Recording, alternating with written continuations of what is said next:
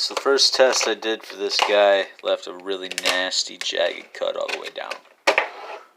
Playing around with, I don't know if this is steel, I think it's scrap aluminum, but this is from a Monster can.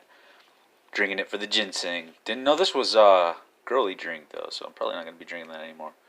Gotta read the can sometimes. Just got it because it was white and it was cool and it was engraved and I don't know. Thought it was a cool can. So, guess they got me there. Anyway.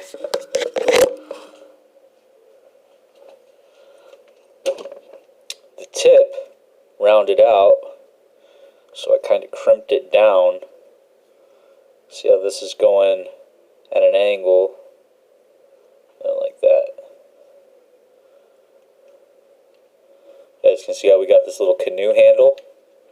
And then I tried to line up these two guys here, even though it's delaminated.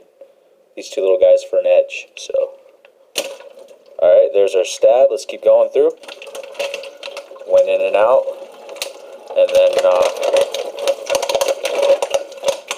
let's have a look at the tip. Tip still looks like it took a little bit of rounding, but it's not as bad as it was. So, lethal tool, absolutely in and out. It's my absolute conviction. You can take a pair of pliers and you can shape any kind of large can into some kind of self-defense tool. So that's kind of interesting, and it does have a little bit of a cutting edge. So maybe a survival tool. You know, you can poke like the fish, poke like the catfish's belly, gut it. Maybe remove some meat with this edge. Use it as a survival tool. Perhaps a spear, fish spear, if you wanted to put that on something. But definitely as a defensive tool for immediate use.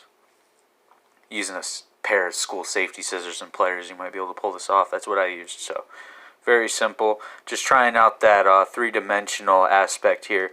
Keeping the spine until I got to the tip. The tip, I just kind of folded that over to reinforce it because it bent the first time. And then it does have a delaminated edge. I folded this guy up because that was not an edge.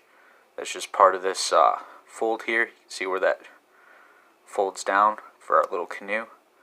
And then we got our little delamination here. Pretty simple. You're going to cut out a rectangle and try to shape it into a blade. And then, you know, let nature take its course.